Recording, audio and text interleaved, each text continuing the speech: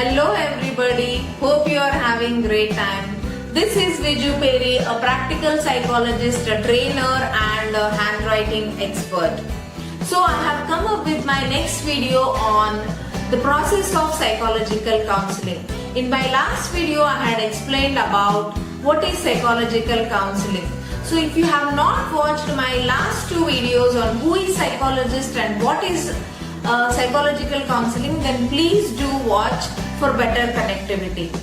Actually, the process of psychological counseling takes place in a professional setup. But nowadays, due to scarcity of time, long distance and heavy traffic, we go for online counseling, and which is really a bless to many people. Coming to the process of counseling, the first step is to diagnose the issue. Many a times the client is aware of the issue. In such case it is well and good. If at all if the client is not aware of issue, then it may take 1 or 2 sessions to diagnose the issue. So once the issue is diagnosed, the second step is goal setting. So the goal setting is done depending on what the client expects from the process of counseling. So for example, if the client comes with the condition of depression, then the ultimate goal is to reduce the intensity of depression.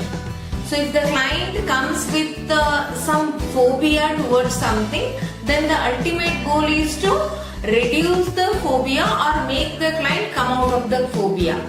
And if the client comes with some interpersonal relationship, then the ultimate goal is to improve the relationship between the two people.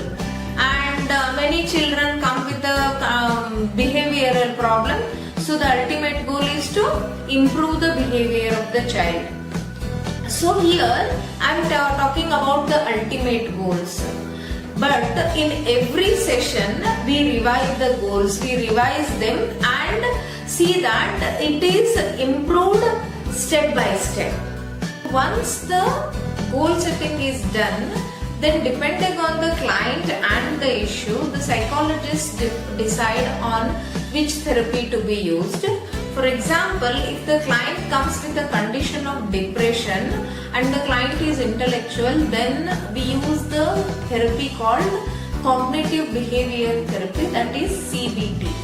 And if the client is more emotional, then we use a therapy called REBT, that is rational emotive behavior therapy.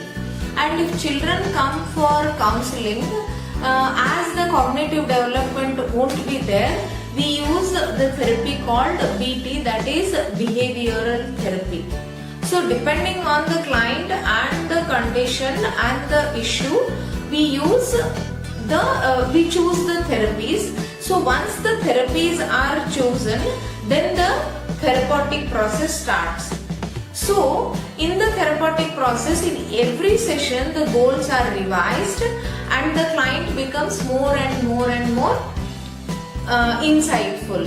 So once the ultimate goal is reached, that is the client feels confident and comfortable enough to handle the situation, or the client comes out of the situation, then the sessions are concluded.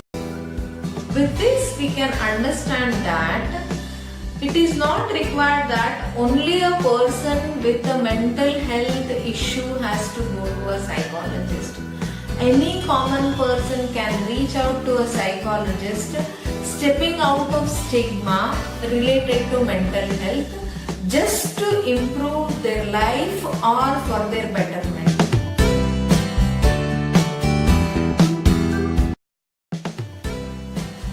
Okay friends, I am concluding this video, and I will be coming up with my next video on a very serious issue which is very common but is being neglected a lot, that is depression, which is prevailing in many people irrespective of age and gender. For this video, if you have any doubts, please do write in the comment section. I will give my best answer. And see you in my next video. You guys have great time. Till then, bye. Bye-bye.